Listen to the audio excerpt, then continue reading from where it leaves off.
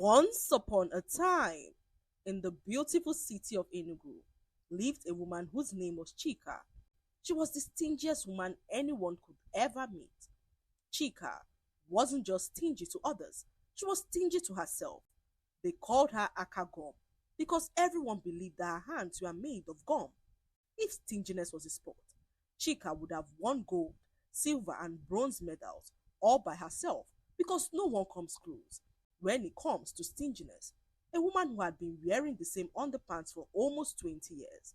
Even the elastic had resigned from duty, but Chika kept sewing it back as if it was a national project. Chika was bastardly rich. She had so much money that she could buy a private jet, but still, she lived like a pauper. One time, a kind woman mistook her for a beggar and gave her 10,000 naira to buy new clothes. Chika looked at the woman shocked. She took the money, but instead of buying new clothes, she locked it up in her savings box. Chika did not trust the bank to keep her money. She believed bankers were trained thieves in suits. So she kept her money herself, and no one except herself knew where she hid it. It was said that armed robbers once broke into her home, but after meeting her, they ended up giving her their own money out of pity. Chika had enough money to feed the whole street for years, but to her, every kobo was worth saving. She lived in her father's mansion, a house that was left to her after her rich father passed. This was the only thing that made those around her believe that she was wealthy. At a point, many believed she was the caretaker of the house, and that her younger cousin, who lived with her at a point, was most likely the owner of the house. This was before Chika threw her cousin out for stealing from her. Ioma was Chika's cousin, who showed up at her front door one day with her bags and a sad story. Her parents died a few years ago, leaving her and her siblings with houses, land, and money. But in less than 5 years, they sold everything and squandered the rest on parties and hair extensions. Now homeless, Ihoma remembered her cousin, the famous Akagom, who still had her inheritance intact. When she arrived, Chika stared at her suspiciously. You mean all your father's houses are gone? She asked Ihoma, who nodded her head and began to speak. Yes, Sister Chika, they are all gone. I've been suffering for months and I need your help.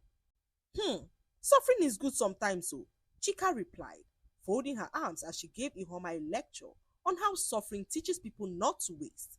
Ihoma tried so hard not to sleep. She stood there and listened to Chika, who allowed her to stay in her mansion with her.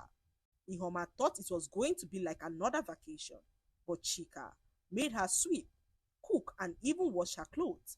She wanted to grumble, but the fact that she needed money from Chika made her endure all the discomfort. If only she knew, she would have saved her energy because Chika was not one to part with money easily. One morning, Ihoma began to cough dramatically. Sister Chika, my stomach, my chest, my head, she cried out loud as Chika asked what the problem was. I need surgery, Ihoma groaned, clutching a fake hospital report in her hand. Chika asked how much she needed, and Ihoma revealed to her that she needed 2 million naira for the surgery. If I don't get it soon, I will die, she said to Chika, who looked at her pitifully and walked to her room. Ihoma jumped up in excitement. She began to spend the money in her head when Chika returned with a cup of water in her hand.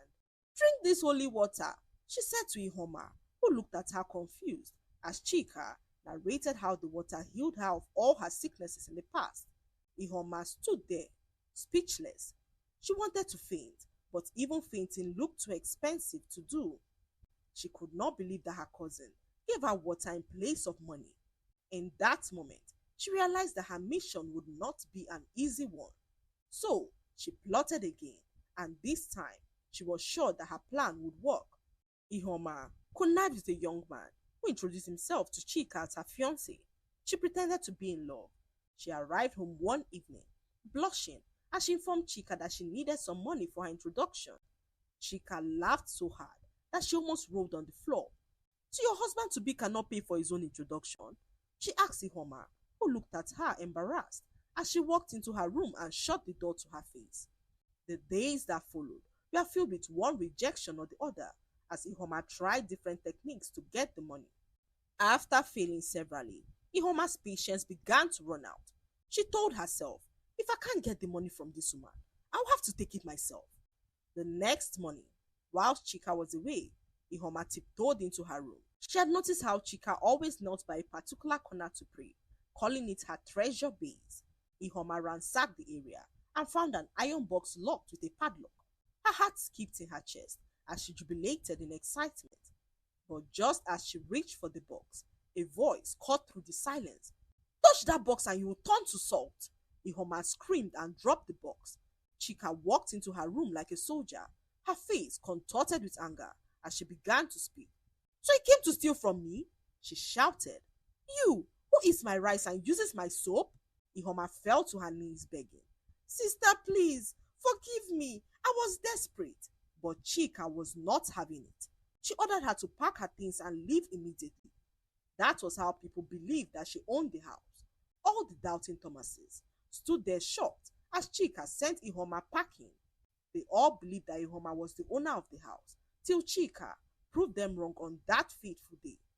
From then on, people began to accord her the respect that she deserved. Some even came to beg her for money, thinking that her new fame had softened her heart, but they didn't know who they were dealing with. Whenever anyone came to her gate to beg, Chika would step out with her hand on her waist, scanning the person like a human x-ray machine. One day, a woman approached her to beg for some money for food. Please, madam, I need 5,000 naira for food, she said to Chika, who stared at her hair and began to speak. How can you carry a whole plot of land on your head and still be begging for food? She asked the woman, who touched the Brazilian hair on her head as she walked away disappointed, grumbling underneath her breath. Another day, a man came to Chika's gate, rubbing his stomach dramatically. Madam, please help me, he said. I haven't eaten in 2 days. Chika looked him up and down slowly, from his shiny cheeks to his pot belly that looked like that of an elephant. She folded her arms and said, How can you say you haven't eaten in 2 days? With this your big stomach? Because this your stomach look like it's still digesting the rice you ate on Christmas Day. In fact, you don't need food though. You need fasting and prayer. Hunger is trying to help you reduce this load, and you're here fighting destiny, she said to the man, who opened his mouth in shock as Chika advised him to fast. No one ever came to beg her for money again, because doing so was a total waste of time. But as fate will have it, even stingy people are not immune to love. One day, a man named Ebuka moved into the neighborhood. He was a calm, hard-working engineer who was tall, dark, with the kind of smile that made men stop in their tracks. Every morning, he greeted her cheerfully, asking how her night was. At first, Chika ignored him until one day when he gave her a lift during a heavy downpour. Chika had flagged down a taxi who charged her 5,000 naira to take her home. Being the stingy woman that she was, she decided to walk home instead. A 2 hours walk that ended in her being stranded under the rain. Ebuka caught sight of her and gave her a lift. He was the prince in shiny armor who saved her 5,000 naira. To Chika, that alone made him the most handsome man alive. Their conversation that evening led to a friendship that blossomed into a beautiful relationship. When Ebuka finally asked her to be his wife, Chika almost collapsed from shock. You mean you want to marry a woman like me? She asked, blinking rapidly like a faulty traffic light. Yes, Ebuka said softly as he professed his love to her. News of their engagement spread like wildfire as Chika's family came forward to request for exorbitant things. Her bride price list was as long as an Iroko tree, as her family members saw this as their only chance to eat her money. After all, Ebuka was wealthy, and they saw no problem with what they were doing. Chika did everything within her power to beat down the list, but her uncles resisted with everything they got.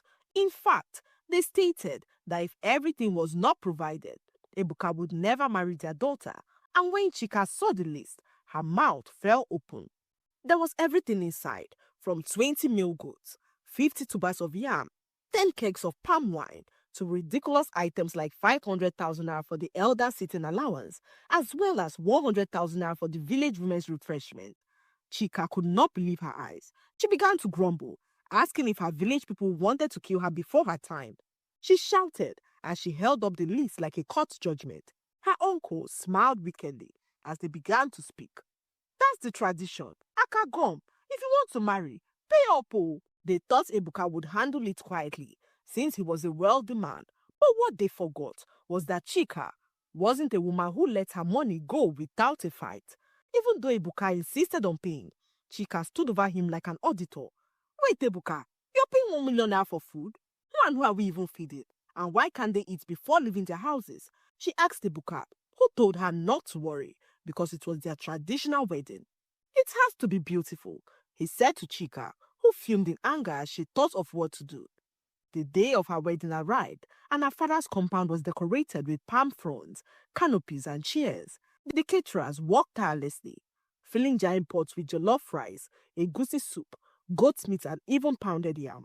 People came from far and wide, and even her uncles arrived early, rubbing their hands in excitement, waiting to enjoy what belongs to them.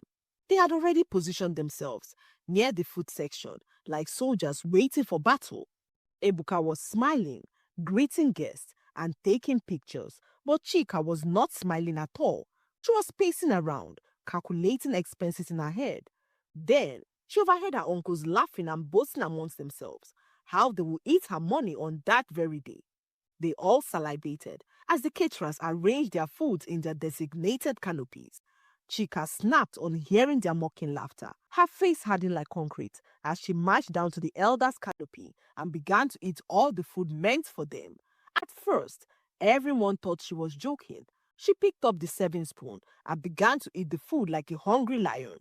Chika moved from one cooler of food to the other, mixing egusi with fried rice as she tore at the goat's meat, ignoring all the shocking stares of the guests. Her uncles tried to stop her, but Chika reminded them that all she owed them were the items on the list. The food at her wedding was an added bonus, and she didn't feel like giving them any of it. Her uncles were too stunned to speak. They stood there and watched as Chika devoured all the food in the coolers. She ate till her stomach protruded like that of a pregnant woman, and when the guests began to murmur, Chika stood up, wiped her mouth, and began to say, "My uncles think that they have sense. They believe that they could reap from where they did not sow and get away with it easily. I've shown them that no one takes anything from me by force." The entire village erupted in laughter. Some clapped, others shook their heads. Her uncles were all humiliated as they whispered underneath their breath, "This one is no ordinary stinginess, so it is a supernatural problem," they said to themselves as they walked out of the venue defeated. Ebuka stood in silence as he stared at the woman he had just married. His mind pondered on if he had made the right decision to marry her. Ebuka knew fully well that she was stingy, but however, he had no idea that her stinginess had graduated with honors.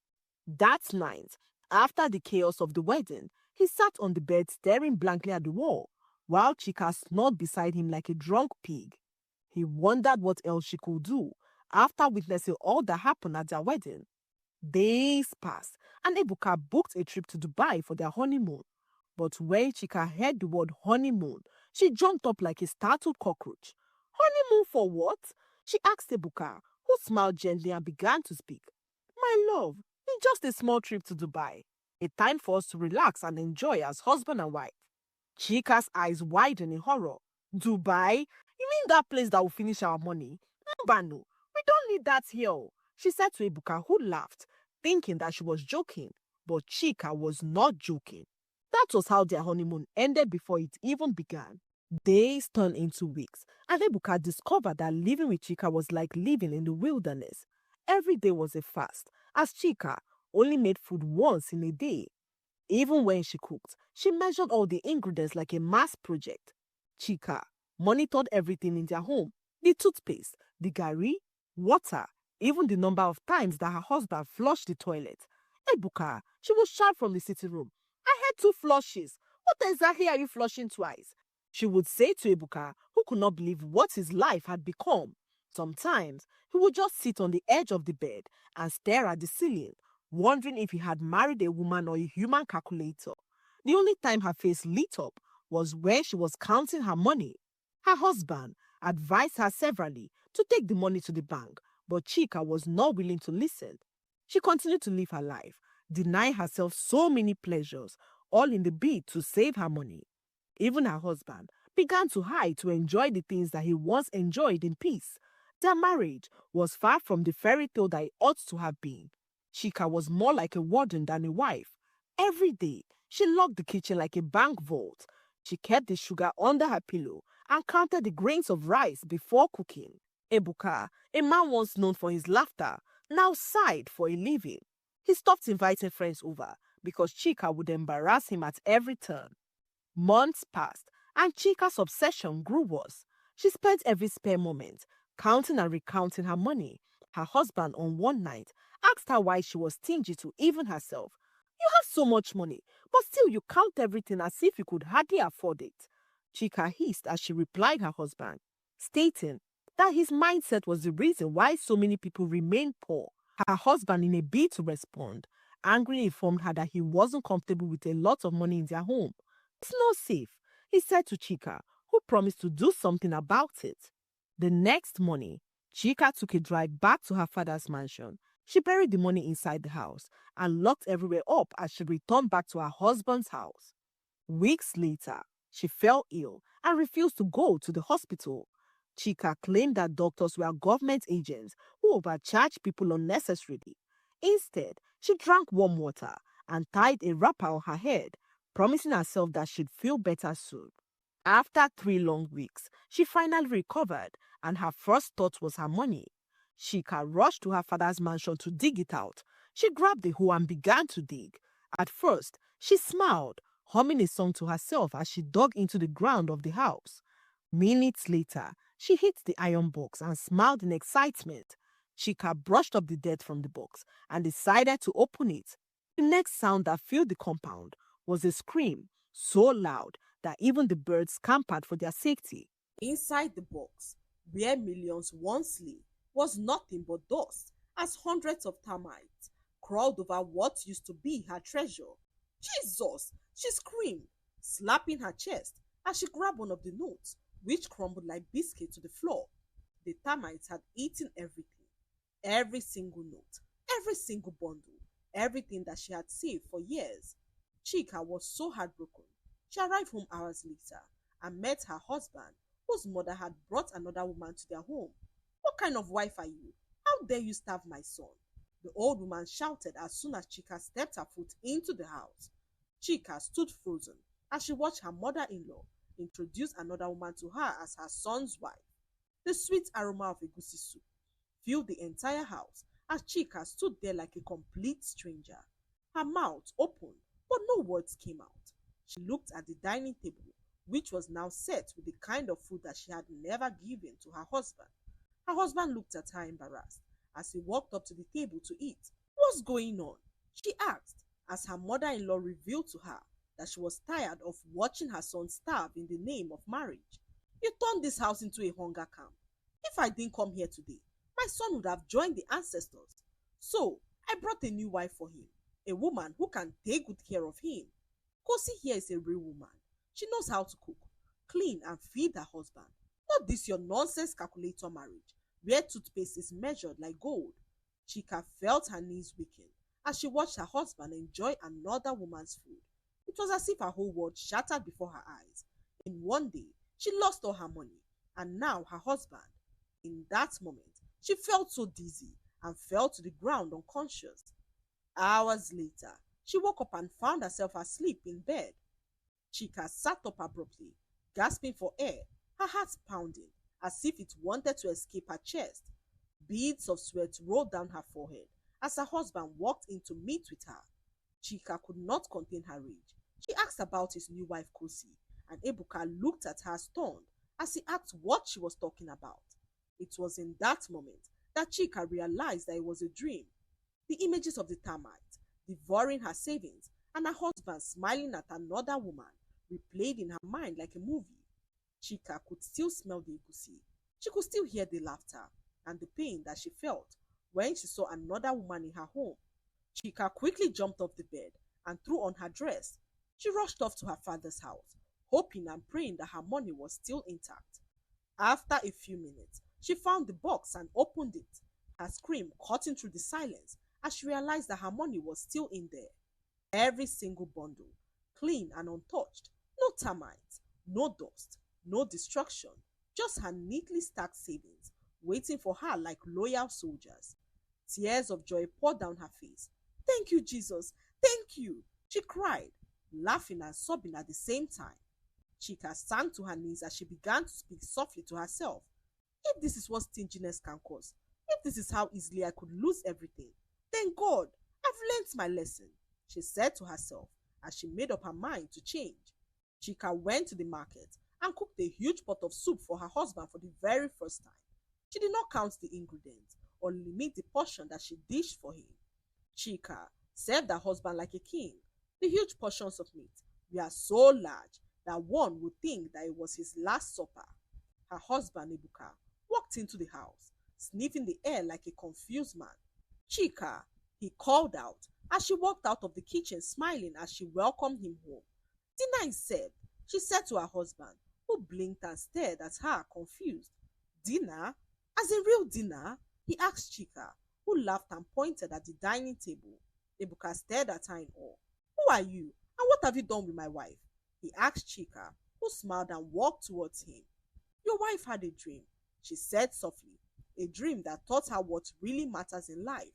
That night, they ate together, laughed together, and for the very first time since their marriage, the house was filled with warmth and not stinginess. From that day, Chika changed completely. She stopped hoarding and started giving. She even went further to buy herself new clothes and shoes, and even deposited her money in the bank. Chika learned her lesson the hard way, that money kept without purpose is as useless as sand. The lesson to be learned from this story is that life is not about how much you save, but how much love you give. Stinginess may fill your purse, but it will end up emptying your heart.